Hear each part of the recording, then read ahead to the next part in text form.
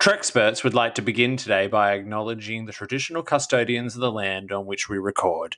We pay our respects to their elders past and present and extend that respect to Aboriginal and Torres Strait Islanders listening to us today. You're listening to BQN. Assimilate the audio.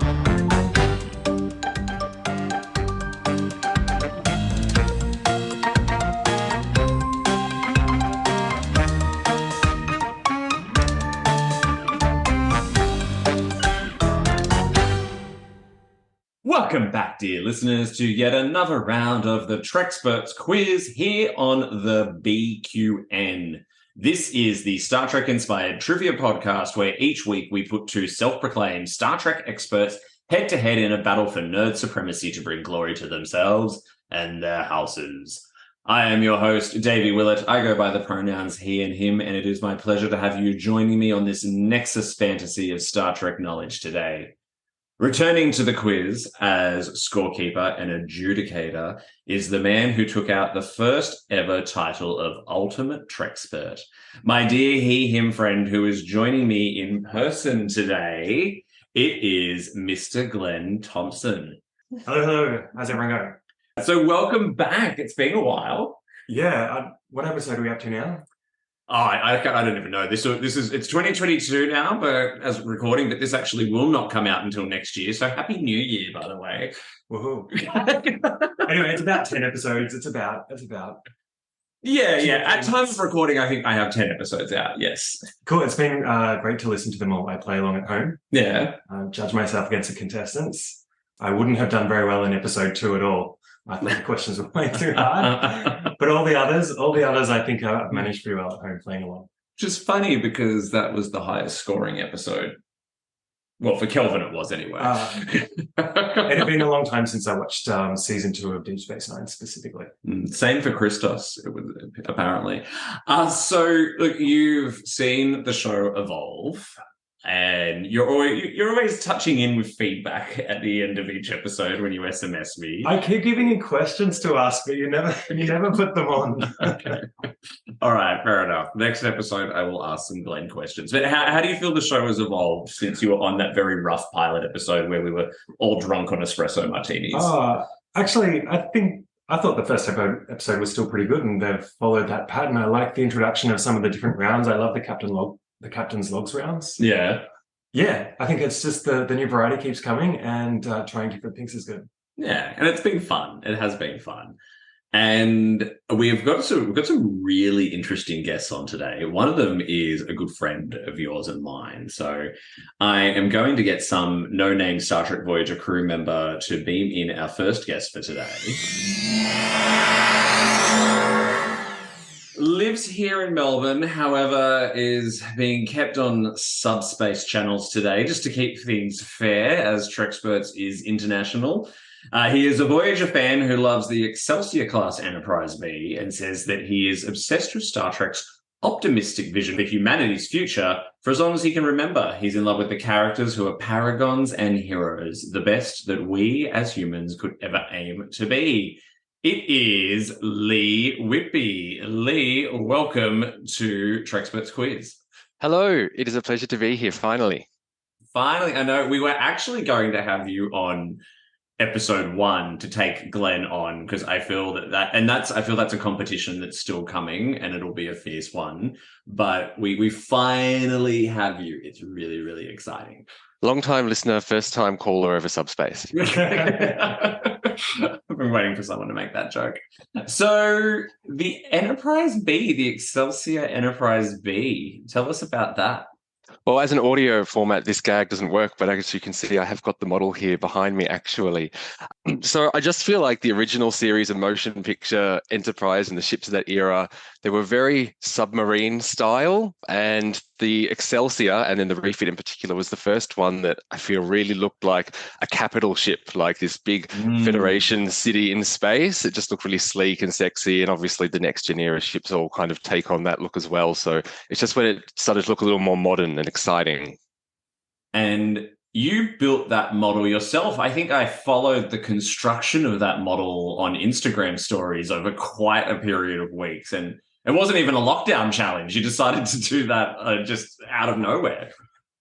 I used to make models, Star Trek models, when I was a kid, so I had a whole collection of them. Yeah, lockdown had motivated me to reuptake that hobby, but yeah, the lockdowns were over by the time I managed to get into it. Well, you've done a fabulous job. We might have to get a photo of it to put on Trexpert's socials when this episode goes Will live. do. And Pretty the cool. Strange New Worlds Enterprise model is in progress, but it's been in dry dock for a very long time. So I'm hoping to use the holidays to finish that one too. So exciting to have you on, and also exciting to be beaming in your competitor. Our second guest is one of my fellow BQN podcast hosts. He has appeared on the quiz before as Scorekeeper, back when we had the Where's Beverly team on, but is back now for his first attempt at being a contestant. He's very much a generalist when he comes to his Trexpertise, but he does enjoy the Next Generation and Strange New Worlds and loves the Defiant and the Delta Flyer. Very nice choices. From podcasts like All Good Things, Galaxy Class, and the BQN patron exclusive It's Green, it is Mark White. Mark, welcome back. Hey, thanks for having me back on. Absolutely my pleasure to have you back on. It's been a while. I've been listening to you talking about the quiz over on the other BQN shows like All Good Things. I think not an episode goes by where you don't have a tiny little dig at Christos about his obliteration in episode 2. But it's been so much fun to finally be a full-fledged member of the network. Oh, absolutely. We're so happy to have you on. It just sort of made logical sense because we all listened and you're friends with a bunch of us. So it was like, why aren't you over here? Why didn't you start over here? Yeah. So we're glad to have you on board. So we're talking about everyone's favorite class of ships at the moment. So the Defiant and the Delta Flyer. We've had a few Defiants since the show began. But the Delta Flyer, I think that's the first time I've seen that one come up. Tell us about your love of everyone's favorite Delta Quadrant hot rod. Well, when I first read like your questionnaire, the way I interpreted the question was more of what I looked at it as what ship would I want, right? If I was in Star Trek, what ship would I want? And I think about poor Scotty getting gifted that shuttlecraft in TNG, and it's just like this herd of a shuttlecraft that's got one room. I don't even know if it has a toilet. And I'm like, oh, I wouldn't want that one. But here comes the Delta Flyer, and it's got, not only is it a fast ship, it's got all those retro like toggles and stuff from like TOS and like Enterprise, and it's souped up. It's a fast ship. It's got a couple of different levels, so there's even like there's a cargo bay in there. I could live on that. Like that could be like my mobile home in space. Like I could totally rock that, and it's also like hot looking. So yeah, I'd be into it. Yeah, it's an interesting point. It's probably the runabouts in the Delta Flyer were finally when shuttlecrafts actually felt like practical ships that could be used for, short haul trips, but that could possibly take, a day or two, if not a week or so. Now I can't stop thinking about Scotty being in the shuttlecraft Goddard and having to take a shit in the corner or something. Like, yeah, would he go to the toilet in that? So a little like trivia, they actually do have a toilet in them, and you push a button underneath one of the cushions towards the back, towards where they have the transporter system, and it pops out on the bottom, and then you sort of push it back in. So it's sort of like, it's what you would find if you were on a mobile home. It was a similar thing. It's just a square box that pops out, you poop in it, and then it goes back. And no privacy though. No. You put up a curtain, I guess? Surely they'd put a holographic projector in there and you can just temporarily create a hollow wall. Yeah. Someone's going to have to retcon that eventually. But poor Scotty. Oh, my God. Poor Scotty. You might think that we're about to talk about starships based on that line of questioning. We're actually not. But I am excited about the premise of today's podcast being a everyday superfan in Leigh. Now, I know Leigh quite well, and we're in a sci-fi group chat together, and he's always got all the knowledge and all the trivia. He's pretty quick on this stuff. So I wanted to see how he would go up against a podcast. I'm very nervous now. I'm so screwed. At least I've got a White Russian with me to keep me company, so I'm good. Oh, what's his name? Oh God. It's a good thing. It's a good thing my fiance doesn't listen to this. So Superfan versus podcast host, because we usually always have podcast host versus podcast host. So this is a bit of a different format, which will be fun. Now, reading through both your pre-show questionnaires, I always try to find, and it's always interesting when it's two people who don't know each other prior. So I've got to try and find something that you both might resonate with. Now, one of the only things I could find is that you both had one favorite character in common. And who was it? It was Spock. Okay. So both like Spock. And so that's prompted me to do the first ever quiz that I'm calling the First Officer's Lounge, where I'm going to focus on the lives of our number ones and the actors who played them. The First Officer's Lounge quiz today is the Vulcan edition. So we are going to be focusing on Spock and T'Pol. Oh, wow. Okay, this is going to be a real mixed bag, I think. It's going to be a long road. I'm not quite sure how I'm going to go with this one, actually. It's not as bad as your DS9 Season 2 topic. I was very nervous that you were going to give us some killer obscure topic that I wouldn't be able to confess having any knowledge about. But I'm hoping I can bring some generalist first officer knowledge to this one.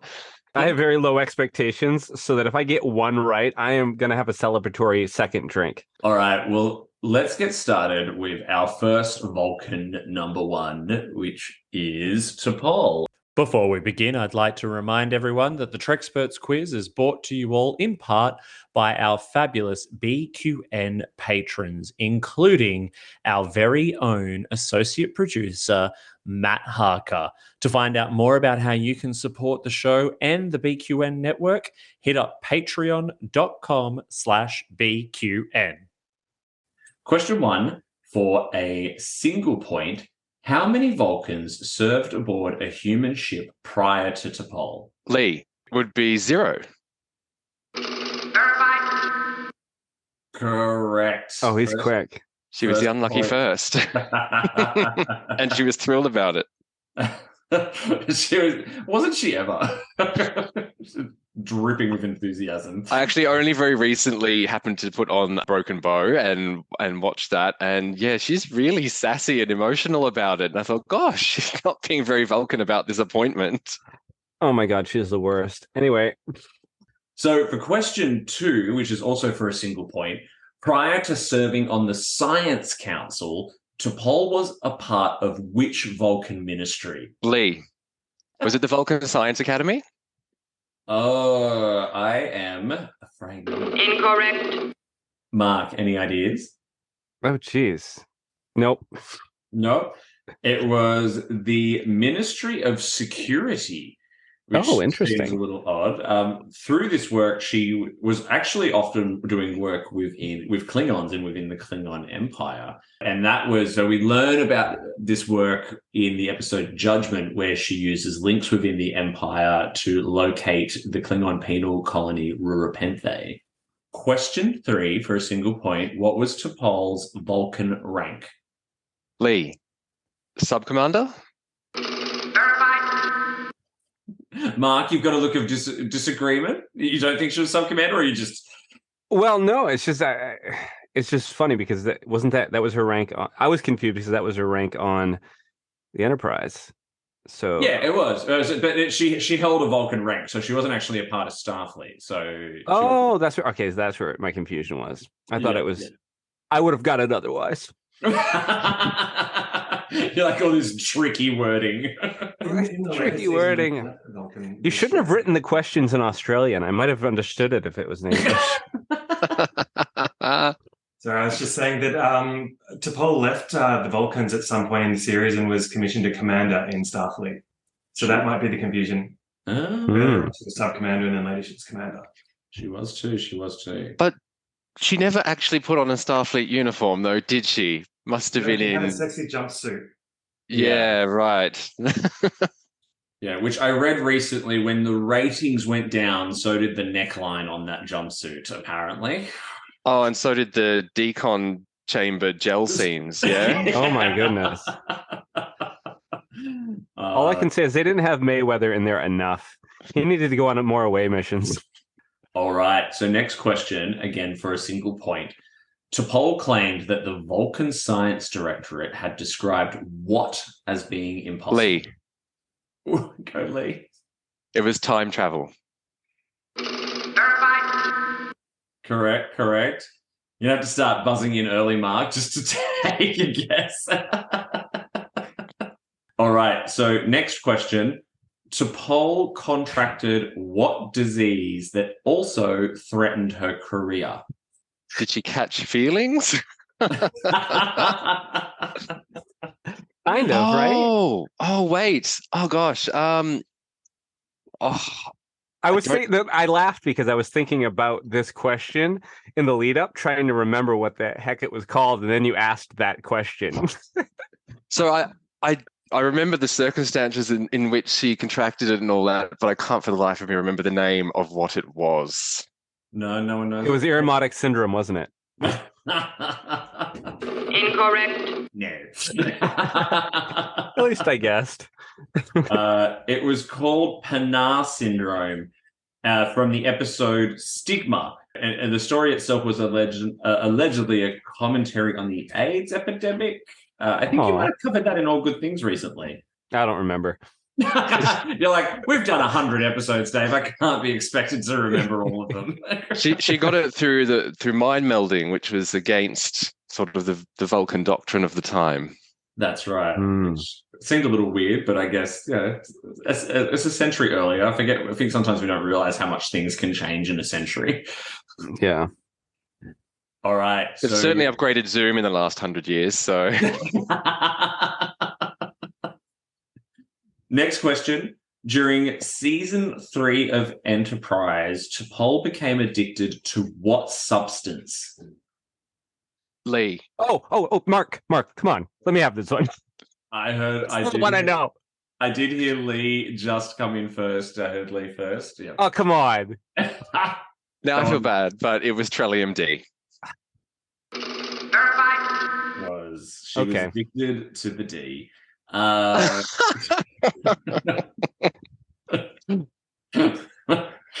Same, sis. All right, next question. Question 7 of 9 always has quite a few points attached to it. This one has got 5 points, but it's gonna be a little bit different this time. I'm gonna ask each question in successive order. So I'm gonna ask the first question. Whoever buzzes in then gets the opportunity to answer not only the first question, but each subsequent question until they get it wrong. And then I will move over to the next person and they can get a chance to pick up the rest of the points. So we'll kind of tennis match back and forth like that until we get through all 5 questions here. All right. And they're all related to the same episode. T'Pol tells us a story of when first contact between Vulcans and humans really happened in which US town? Leigh. It was Carbon Creek. Where is Carbon Creek? Mark? Earth? This is a guess. I have no idea. I think Midwest, like Ohio? No. Incorrect. It was Pennsylvania. So, Mark, you get the chance to keep asking answer the next question now. So the ball's still in your court. So during this episode, the Vulcans earn money by doing what? Well, when they first got there, they were playing pool. Well done. So still in Mark's court for this. So I got a point. You did. So cheers, quiz. T'Pol tells this story during a dinner celebrating what? T'Pol.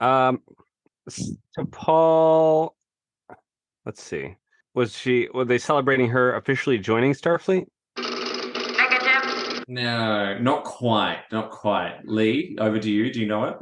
I don't, but I'm going to guess. I'm going to guess it was First Contact Day. Negative. No. It was celebrating her being on the Enterprise for a whole year. Davey. Yeah. I've listened to your podcast. I know how this works. Hold on. Davey, may I please have a point?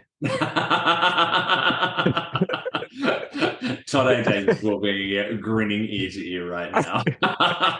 And you just got one.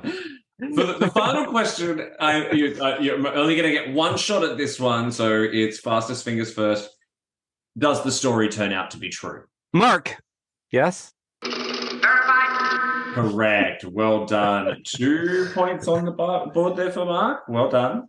Poor Glenn's madly trying to keep up with this on my iPad next to me, keeping score. Oh, it's so hard keeping track of all my points, isn't it, Glenn?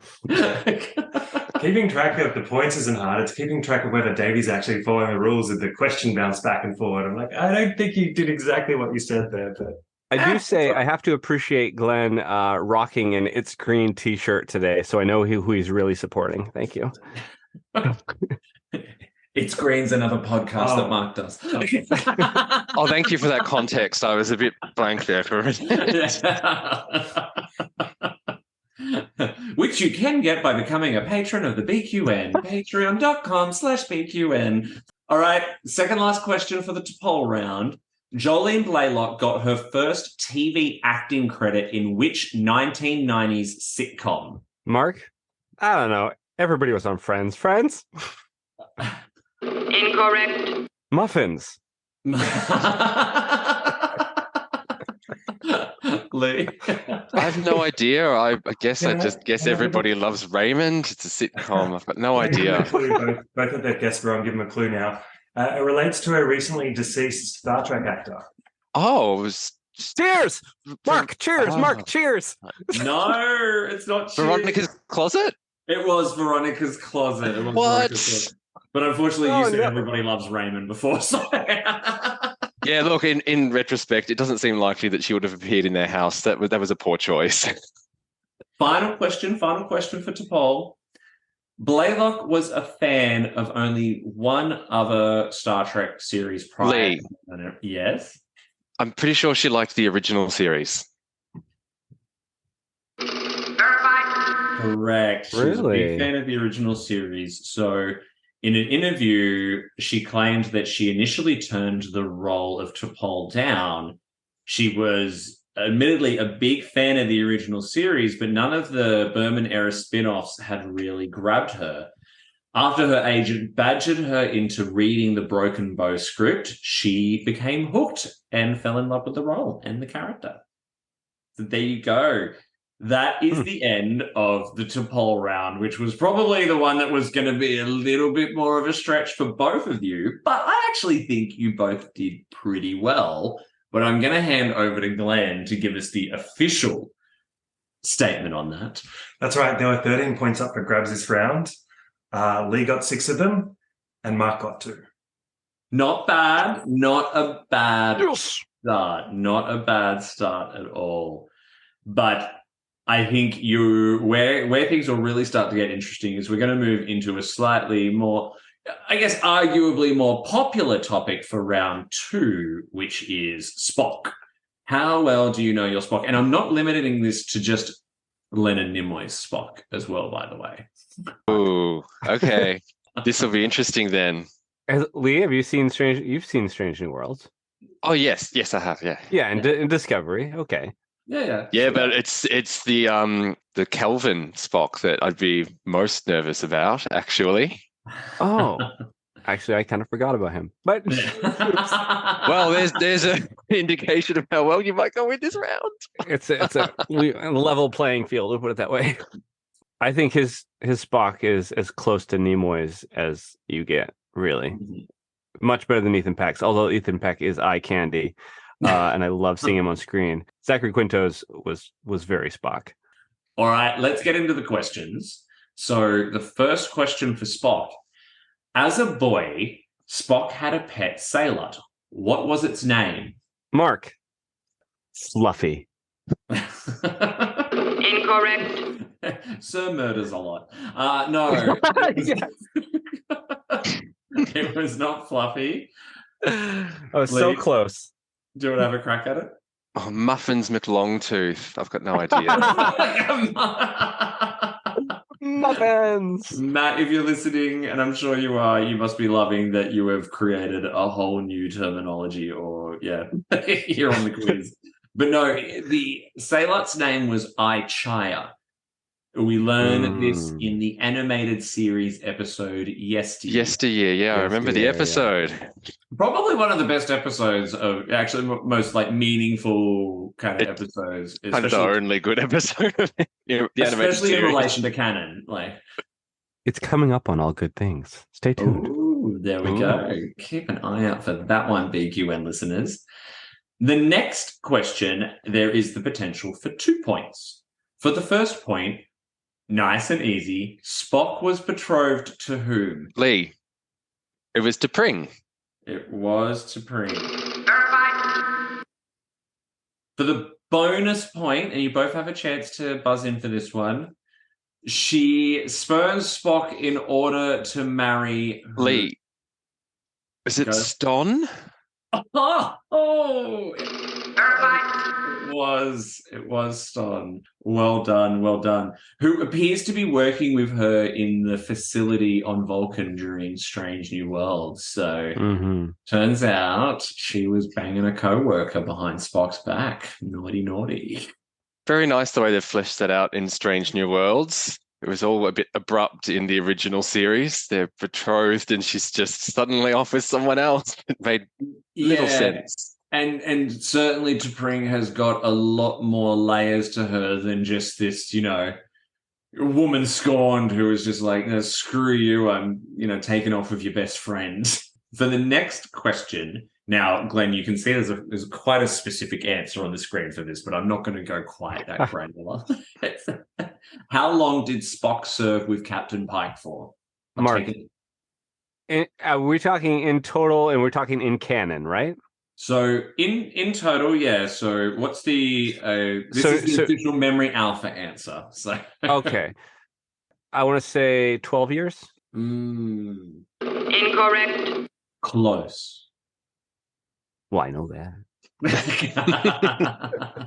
Leigh? I would have actually guessed 11 based on the question that was on the podcast recently about how long Pike commanded the Enterprise, and we know that Spock joined sometime during his tenure. Correct, and you would be correct. It was 11 years and 4 months, but I'm willing to take 11 years. So can I have a half a point? 11 years, you have to take 12 years. I'm going to give Mark a half point there. All right. That seems very fair. Yes. Got it.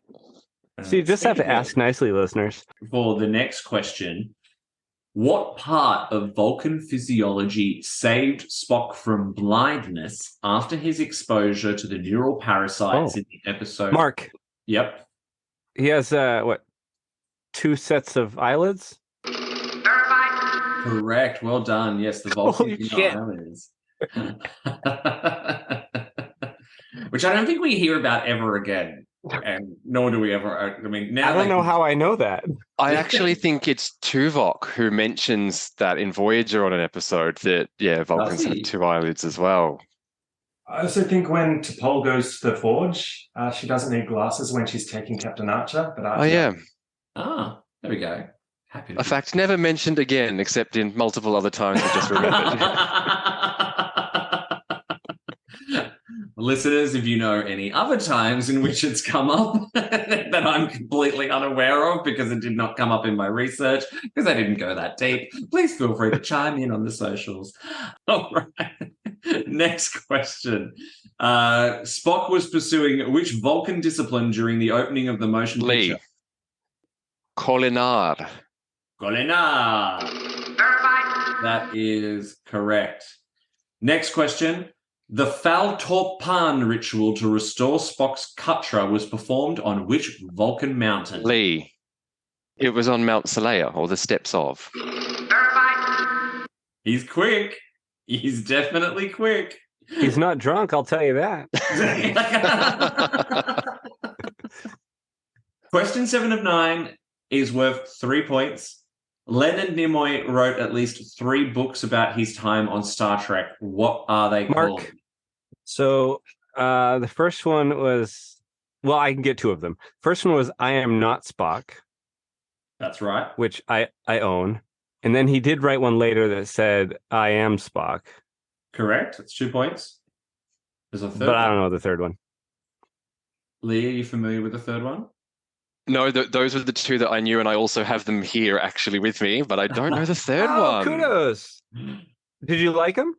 Yes. Oh, definitely. Yeah, they're great. So I read I'm Not Spock.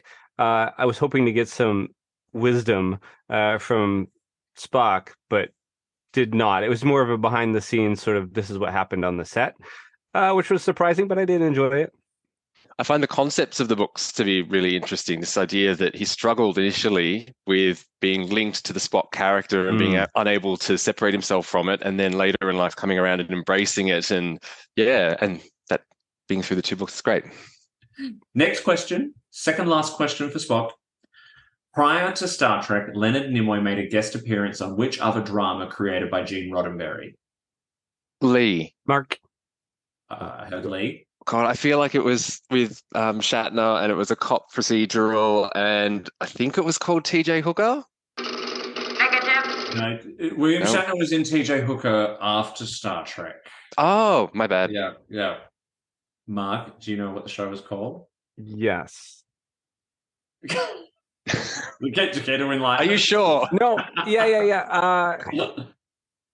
Isn't it something? It's something to do with the military, right? The lieutenant, was it the lieutenant? Verified. He was in the lieutenant.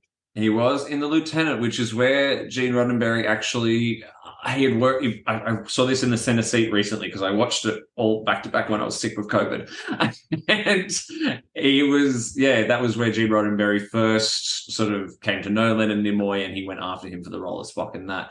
Nichelle Nichols was also in it in an episode that did not go to air that dealt with a lot of heavy racial issues, and Walter Koenig was apparently in it as well. Inspiration, I see. Are you getting nervous? What's happening? Final question for Spock. When is Spock's final death depicted in the franchise? Leigh. Yes, Leigh? Spock dies for the final time in the Kelvin universe on New Vulcan. Yeah, but are you asking the movie? Mm-hmm. I am. So. Sorry, it was Star Trek Into Beyond. Darkness. Right?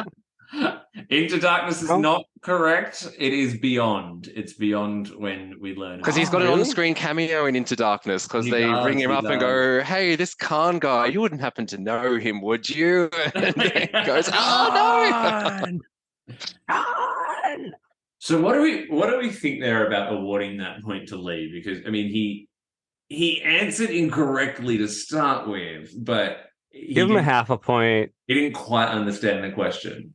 Yeah, it says when is Spock's final death scene depicted, not where did it happen. Yeah. So if I'm being an asshole, I would say you don't. But your answer well, you said when, and I thought, well, chronology, timeline, is the Kelvin timeline, he's back in the past. Just give it to him. Yeah. Or give him a half a point. I'm happy with a half point. No, it was a very detailed answer, and it was all 100% true what you said. So yeah. So you we get it. You know your shit, okay?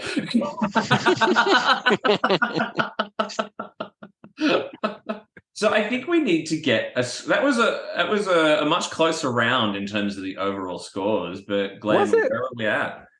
Yeah, there were 12 points up for grabs. Leigh got 6 of them, and Mark up 4.5 of them. And what are our totals? Oh. You tell me, Davey. You've got it on the screen too. Are you drinking? Where? He went for that mimosa. There they are. Oh, over on the right. Yeah. Thank God I can edit this. So total, who's leading? It's Leigh on 12 and Mark on 6.5. There you go. And you've got... I'm climbing back up. Plenty of opportunity to make the score up. All right, so round 3 is a Who Said It round. Oh. Now, obviously, it's not going to be just between T'Pol and Spock because that would be pretty boring. This is a Who Said It round for Vulcan characters across the entire franchise. Yes! Oh my gosh. Okay. Yes! I know all my Vulcans. I have the Vulcan dictionary. I sleep on top of the Vulcan dictionary. I think that means he expects to do well. Okay. It's my pillow.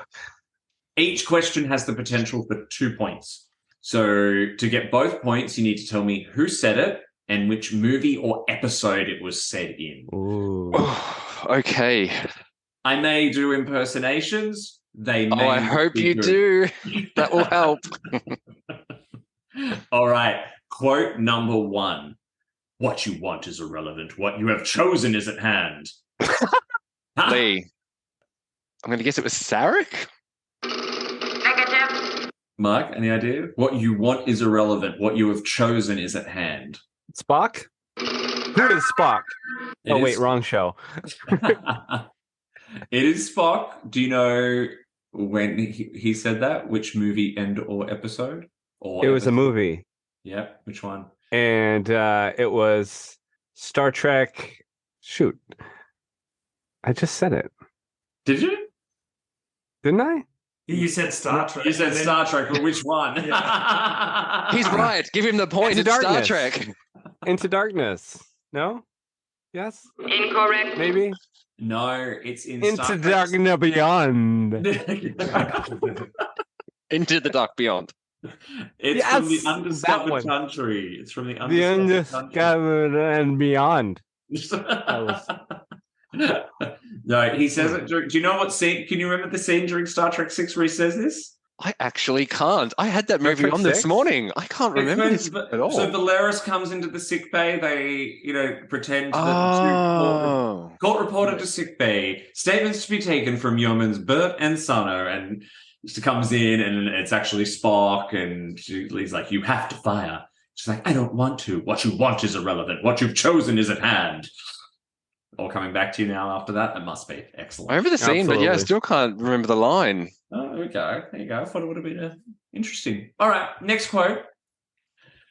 The Oracle of Katal isn't programmed to wear pajamas. Oh, Leigh. It's Tuvok. Oh, God. As for which episode, it was definitely, obviously, Tom Paris has played with his holodeck program, but I can't remember which episode it would have been in. It could have been any. Do you know it, Mark, which episode it was? Yes. I need to articulate these questions a lot better. I don't know. Captain Proton? That's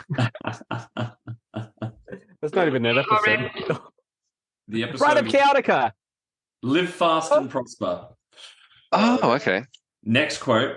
Let us explore it together. Together each man hides a secret pain. It must be exposed and reckoned with. It must be dragged from the Leigh. dark.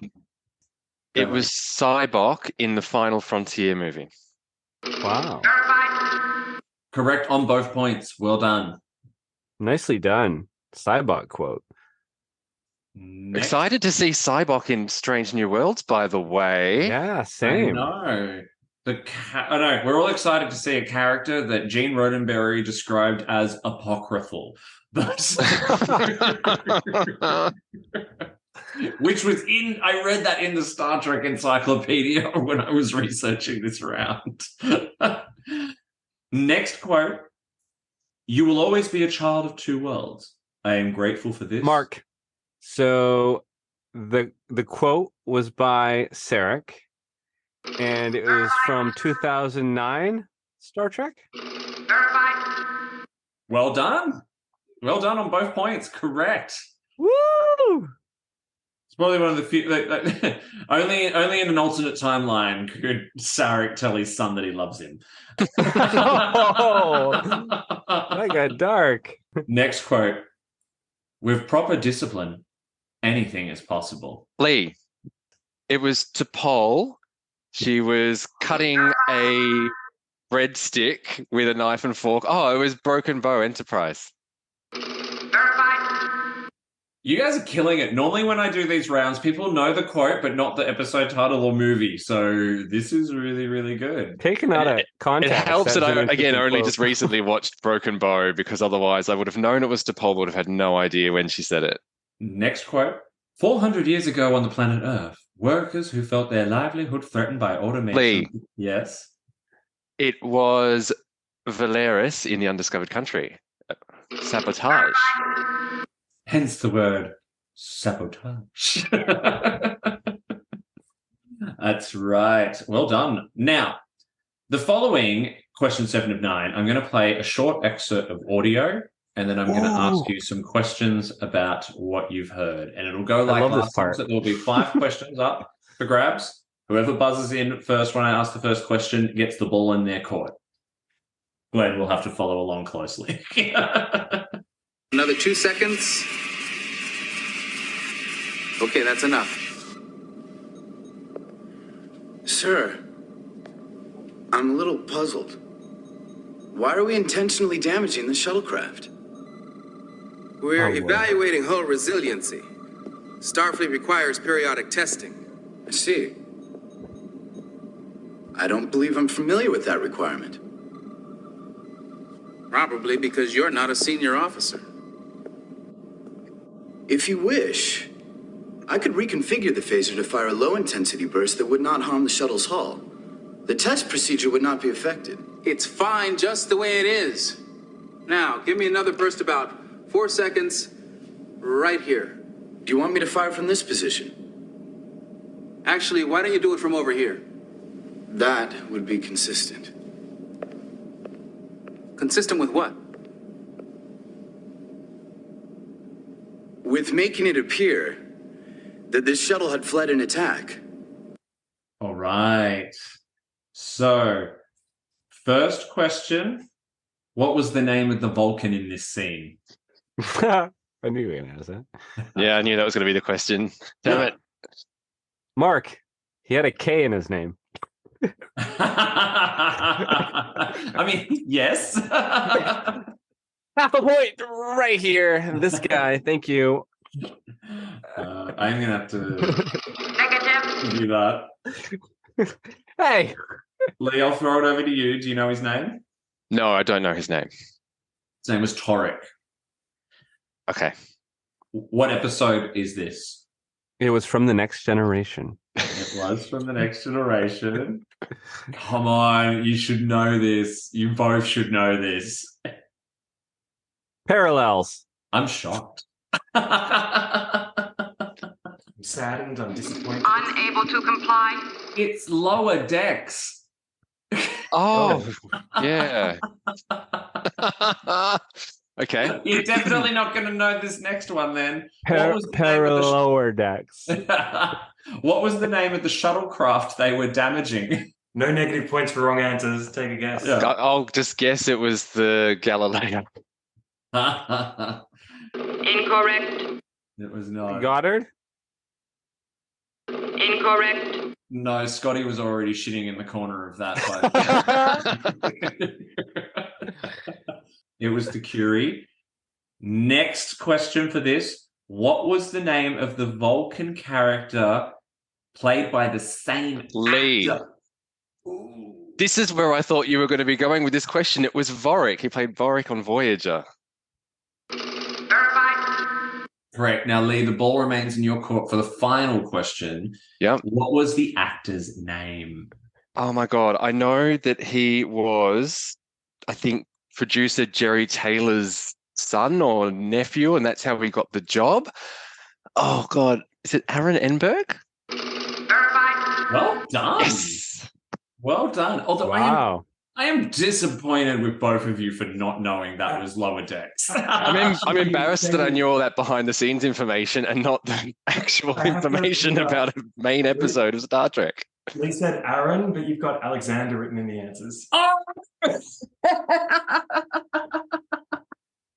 Half point for at least knowing the general ballpark. Let's go a half point. So yes, it was Alexander Enberg. I just got too excited when I heard the right thing. All right, keeping with the quotes. Second last one. Admiral, David is dead. Leigh, it was Savick in The Search for Spock. Verified.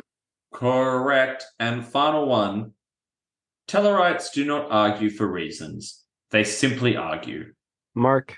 So I'm guessing T'Pol. Incorrect. No. It is not to Paul. I'll hand over to Leigh. Was it Spock? Incorrect. It was not Spock. It was Sarek in the episode Journey to Babel. Journey to Babel. Yep. Yeah. Okay. So that's a fun one. Always a fun one. But that's the end of the Who Said It round, which means we are about to go into the final warp speed round to find out who is today's Trekspert. But before we do that, I shall hand over to my scorekeeper and adjudicator for a score update.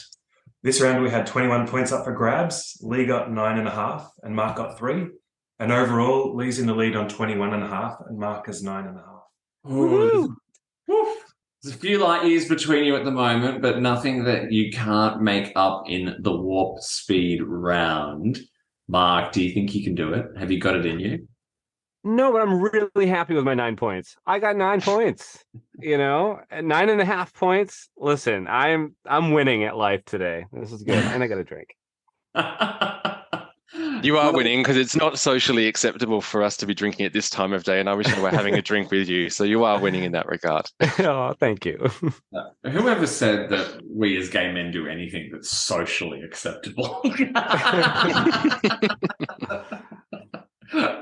So the good news is that there is, with the warp speed round, there are 20 points up for grabs. And if experience has taught me anything, it's that anything can happen in the warp speed round.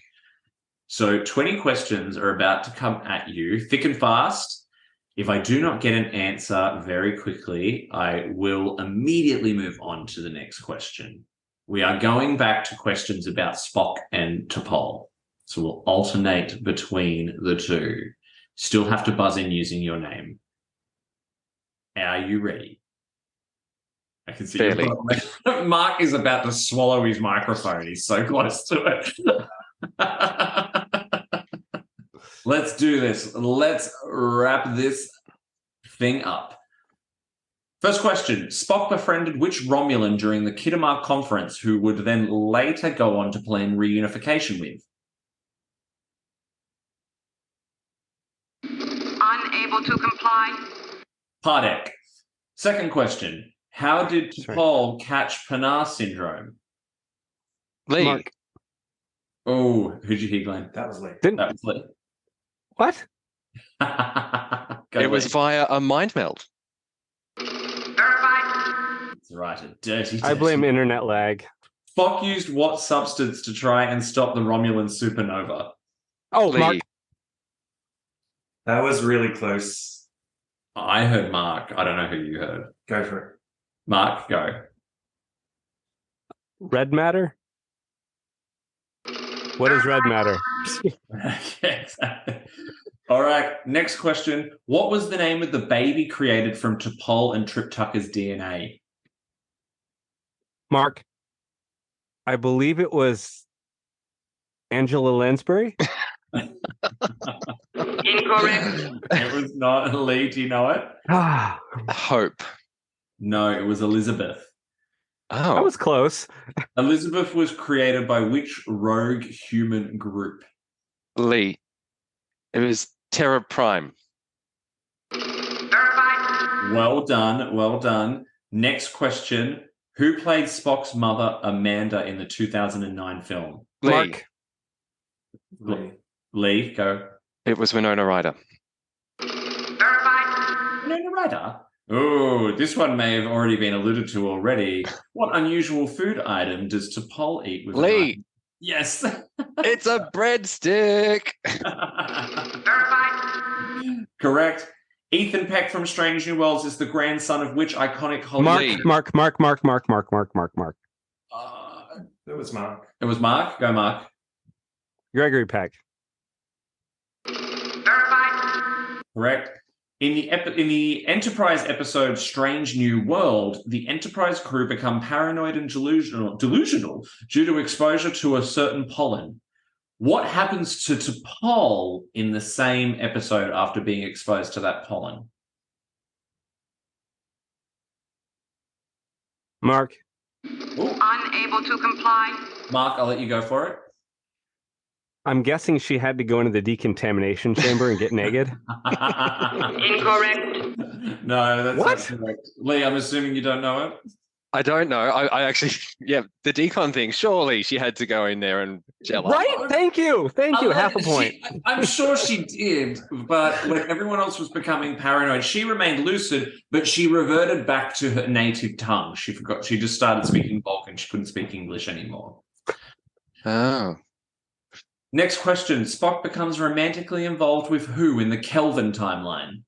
Leigh. Mark. Go, Leigh. Nyota Uhura. Verified. Correct. What is T'Pol's special dietary preference or requirement? Leigh. Aside from breadsticks, she's vegetarian. Verified. She just loves breadsticks all the time. Next question. What was T'Pol's mother's name? Mark. Angela Lansbury. Inaccurate. I guess one of Data those. in error. Oh, I haven't heard that one. Joe will be very proud. Leigh, do you know it? Was Mrs. T'Pol Sr.? Incorrect. It was Tellez. How did Spock finally get to feel his father's love for him? Mark. Go, Mark. Was that the mind meld he did with Jean-Luc Picard? Verified. Correct, in the episode Unification. Next question. Jolene Blalock appeared in the second straight-to-video sequel of which sci-fi movie franchise? Mark. Critters? Incorrect. Nope. Leigh?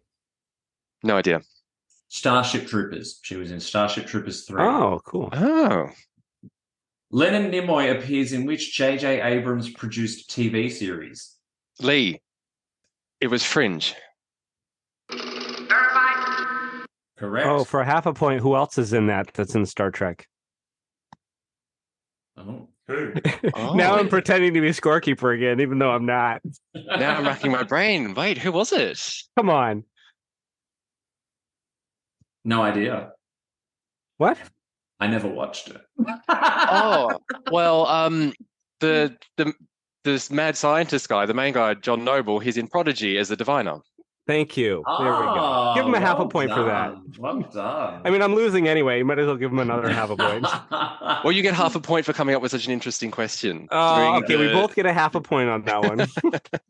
I mean, that's entirely up to Glenn, but we'll. No bonus. Come on, Glenn. You get a point. You get a point. Glenn's in charge. What impact did Spock have on the Terran Empire after Prime Kirk's visit? What? Leigh? The Empire collapsed, didn't it? Mm-hmm. Verified. Correct. Jolene Blalock allegedly needed what assistance during the first season of Enterprise? Mark. She needed assistance getting in and out of her wardrobe? Not That what wasn't I a joke. have. Not what I have. Incorrect. I'm pretty sure she did. Jerry Just Ryan saying. did in the early stages of season 4 of Voyager. I don't necessarily have that for T'Pol. She needed something else. She She needed needed acting coach. Mark. You are correct, but you already gave your answer. No, I'm changing it. Yes, she did. Apparently, she really struggled to find the character, even though because they was really hard to cast that role apparently.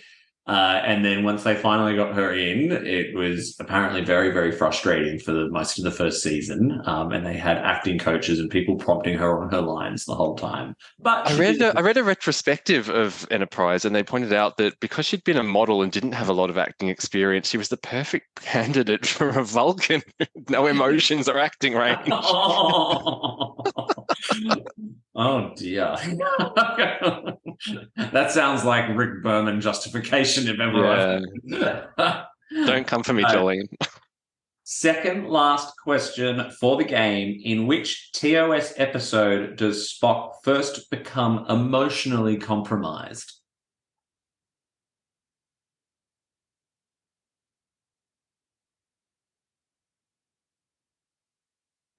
Unable to comply. It is the naked time. All right, final question. We will do a little impersonation. I'm about to play one of my favorite little Spock moments. Then one by one, you're going to do an impersonation of it. And Glenn is going to decide who did it best. So have a little listen to this scene from Star Trek VI, The Undiscovered Country. If I were human, I believe my response would be, go to hell. If I were human. So, it's a little favourite scene of mine. Who'd like to go first? I'll give it a go. Go on. If I were human, I believe my response would be, go to hell. Go to hell, Kim. Love the Aussie take on it. Mark, do you need a moment to get into character? If I were human, I believe my response would be, go to hell. If I were human. Well done. That was beautiful, but there can only be one. I think I know who mine is, but it's up to Glenn. Who was it? Leigh, you were very funny, but I have to give it to Mark. Yes, I think so, because Mark also did the full quote with the final, if I were human. Congratulations, you made it through the game. How does it feel? Oh, I already won. Even when I lost, I already won. So I guess let's get the final verdict on it, Glenn. Actually, before we do that, you missed a question, Dave. Oh, I did not. Again? I did not miss the question again. Oh my God. Which one? Question 12. Question 12. Oh my God, you've got to be kidding me. And this one's worth 50 points. I hope so. Why did Spock return to Starfleet in the motion picture? Mark. Leigh. Mark. Because he was curious about the entity that was going towards Earth. He had like, I guess, psychic or telepathic communication with the entity. Verified. I give it to you. Yes, he could sense Vija's emotions calling to him from space. Yes. So now here's the real challenge. Do I try and edit that in where it belongs? Or do I just leave it listen to the audience goes, oh, it's funny, this is run by an amateur. Anyway, so now who won? Well, just so the warp speed. It was 50 points. Remember, that was 50 points. Warp speed round had 20 points now that we added the missing one. Leigh got 8 of them and Mark got 5, so good job, guys. But overall, Leigh won on 29.5 versus Mark's 14.5. Woo! Oh, sweet. Oh, cheers, queers. That was great. That was fun. That was very good. A game well played and a victory well earned. So, Leigh, you've been waiting all this time to come on. In fact, I ran into you in the supermarket a week or so ago, and you told me that you're doing all this stuff with your life, but you're like, I could be practicing and studying for Trexperts right now. So it's clearly all paid off. How does it feel? I'm just immensely relieved that you didn't pick something really, really obscure that I knew nothing about and that it looked like I knew nothing. That was my big fear, to be honest. You were good. You were quick. I see now, because I definitely want to start doing my my All-Stars round soon. And I've always had it in mind that I would put you and Glenn against each other. I don't want to go against Leigh now. He's very fast. But I see, Glenn, when on your episode, I was listening going, oh my God, I'm never going to beat Glenn. He's so quick. So we're both nervous, I think. Yeah. I'm also thinking, Mark, that Leigh and Kelvin would make a fantastic that would be a bloodbath. Yeah. Calvin's good. Kelvin is good. I'm going to toss my hat in that ring right there. Kelvin was DS9 Season 2 winner and our current high score holder. He was quick. Christos could not get a word in. But anyway, we'll see how that plays out. Mark, you came, you fought, you lost. any words of what's your concession speech for today? I have to say that I blame the internet lag. I blame. I blame Leigh's pussy was distracting me, and his well-coiffed hair. Well, look, you both did exceptionally well. I think some of these questions get pretty hard, and there was a few in there which I was not expecting people to get, and you both actually had a fair share of that. So congratulations. That was a good, fun game. And we both now carry the shame of apparently being very unfamiliar with TNG episode Lower Decks. That one's not going to go away anytime soon. Amy's going to kill me. Sorry, Amy. So to wrap things up, a question for Glenn that he couldn't get right last time, but we'll try again. Where can our listeners find you online? On Instagram at __Glenn20__. With a lot two of underscores. Glenn with two N's, yeah. Yeah. Don't worry, there's nothing too interesting on there anyway. So. And Leigh, can our listeners find you anywhere online? Also on the Instagram at Leigh, LEIGHSW. And Mark, where can the Trexperts find you? Well, geez, if they become involved with the BQN network, they can find me on the BQN Collective Facebook page. They can also find me on Twitter at MarkWhite207. They can find me if they become a patron of the network on Patreon, where I host a show called It's Green, which is a fun kind of interview show. There's usually a cocktail moment involved. I think all of the listeners would probably think I'm an alcoholic, but I don't drink that much. I just happen to drink on the podcasts. But are you always on a podcast? Well, do go and give a listen to my friends on the BQN. Now, if you were at home today screaming out the correct answers, and if you think you know a lot more about the episode Lower Decks than either Mark or Leigh, then you do have an opportunity to put your Latinum where your mouth is. You can register to be a contestant on Trexperts. You can both follow and contact the show through Facebook, Instagram, and Twitter by searching for Trexperts Quiz. You can also head over to our website, TrexpertsQuiz.com, where you can listen to the most recent episode and register your interest in being on the show. Don't forget, though, to check out the other amazing shows on the BQN, and there are a lot of them. All Good Things, Galaxy Class, History with the Szilagys, Infinite Diversity, Mickey's Marvels, Sasquatch, and What's the Tea, Bev? You can find any or all of these by searching for the BQN Master Feed wherever you get your podcast from. And with Trexperts Quiz now on the BQN, you can support me and all the other fabulous shows by becoming a patron of the network by visiting patreon.com/BQN. For as little as $2 a month, you can enjoy exclusive network content across all of our shows, including It's Green, where you can hear the one time a week where Mark has a drink. You can also join the BQN Collective on Facebook, which is full of BQN hosts and listeners having conversations and sharing witty, fun memes and other content related to our programs. It is a fabulous place to hang out online, which is, not an easy thing to say about Facebook groups. So that is it for today. Please tune in next time when we will be having two of the fabulous hosts, I haven't confirmed which ones yet, from Strange New Pod on the show. Very excited about that.